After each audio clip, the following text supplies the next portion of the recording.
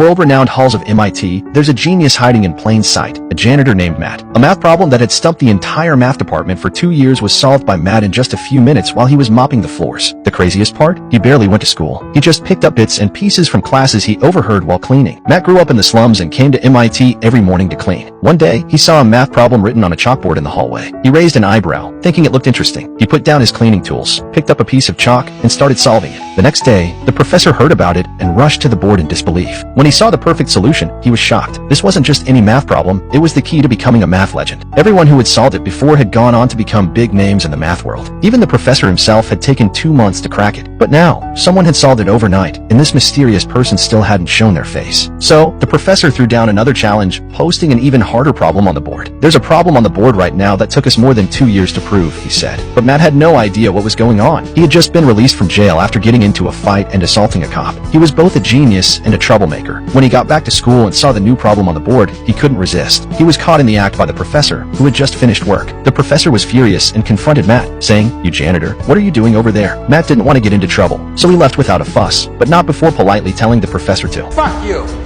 The professor started to chase after him, but was called back by his assistant. When he looked at the board again, he was stunned. The problem that had baffled the math department for 2 years had been solved by a janitor. And it wasn't just math where Matt shined. He had a photographic memory. Anything he read once was instantly committed to memory. At a bar, Matt's buddy Ben was getting humiliated by a Harvard student while trying to flirt with a girl. Matt stepped in and started spewing out advanced economic theories, leaving the Harvard kid speechless. You dropped 150 grand on a fucking education you could have got for $1.50 in late charges at the public library.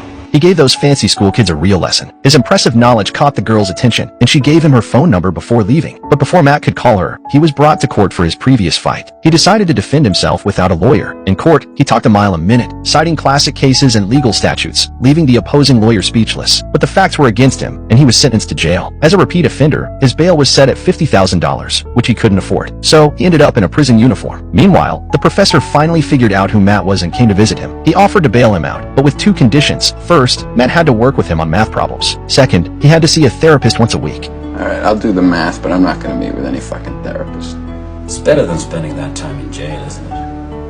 But when he's with him, the professor feels more like the student. No matter how tough the problem, it becomes crystal clear with just a few words from Matt. The professor pats Matt on the back of the head like a proud dad, saying that winning the math world's version of the Nobel Prize is just around the corner. At night, Matt quietly picks up a psychology book. In no time, he's got the whole thing memorized. The next day, he shuts down the therapist with just a few sentences, hitting a nerve and making the guy storm out. Geniuses can be stubborn, and Matt's no different. He pushes people away to keep them from getting close. After driving off 5 therapists in a row, the professor has no choice but to bring in his old college buddy. He's a real master of psychology, but he gave up counseling years ago.